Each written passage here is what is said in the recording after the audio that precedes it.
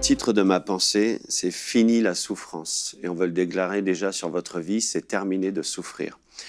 Certains d'entre vous, vous avez vécu une tragédie, vous avez peut-être perdu des êtres chers, vous avez perdu des gens dans un accident de la route ou dans la maladie, vous avez peut-être perdu un enfant, un époux, une épouse, et certains même ont été des témoins oculaires des violences les violences meurtrières, et je connais moi-même des personnes qui ont été dans ce genre de cas.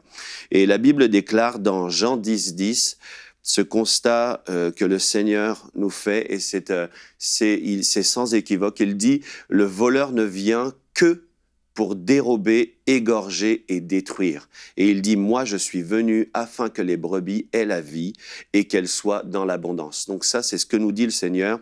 Il dit clairement, il nous apprend à discerner qui est l'unique source de la mort prématurée, de tous les maux, et c'est bien entendu Satan.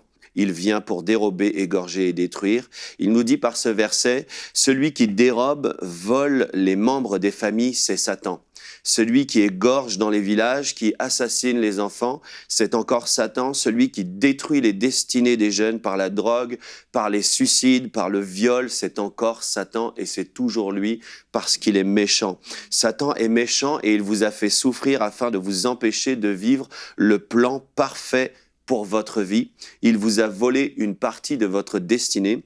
Il a voulu anéantir votre destinée, mais cela n'arrivera pas au nom de Jésus-Christ. Et aujourd'hui, nous croyons avec vous que vous retrouvez le goût de la vie, vous retrouvez un sens à votre vie qui est Jésus-Christ, et vous retrouvez pleinement votre capacité à accomplir toutes les bonnes œuvres que Dieu vous a appelés à accomplir. 2 Corinthiens 2:11 nous dit de ne pas laisser à Satan l'avantage sur nous, car nous n'ignorons pas ses desseins.